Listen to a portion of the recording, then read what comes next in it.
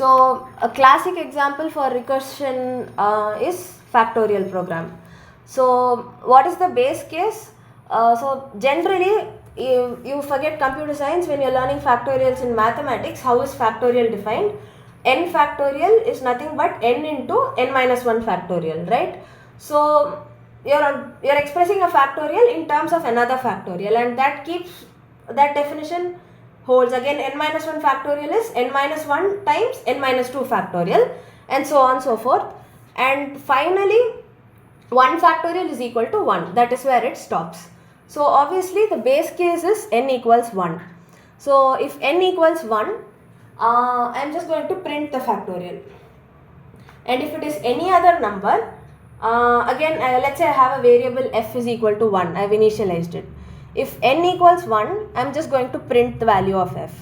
If n is not equal to 1, I will multiply that n to f and then call factorial of n minus 1. So why n minus 1? Because firstly, because mathematically that is how factorial is defined. N factorial is n times n minus 1 factorial.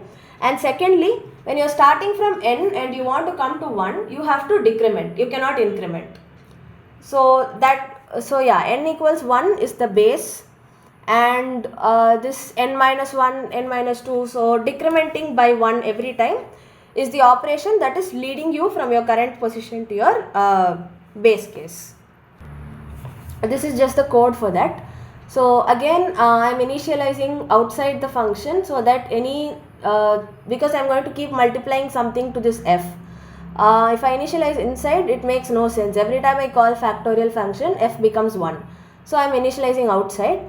So I am calling factorial of int n. If n equals 1, I am just going to print the value of f. And at this point, it is just 1. If it is any other number, that number gets multiplied to f, and then I call factorial of n minus 1.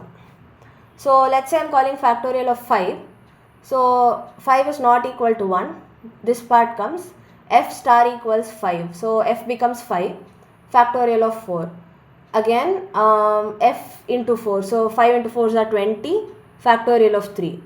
20 into 3 is 60. Factorial of 2. 60 into 2 is 120. Factorial of 1. When you come to factorial of 1, it just prints. So your output will be 120. That is how the function works. So the key to writing a recursive program is identifying what is the base case. Base case is a case which is defined independently, not in terms of anything else. So if you take the factorial example, factorial of 1 is 1. It is defined independently. It is not defined in terms of the factorial of its predecessor or successor. So that is the base case. You identify that and you put that down. So if this condition is reached, print this or return this or do this. And then for any other condition, how is it defined in terms of the predecessor or successor? So if you take factorial of n, it is defined as n times the factorial of its predecessor. So you are going to multiply n and then you will call factorial of n minus 1, and so on for whatever program you are doing.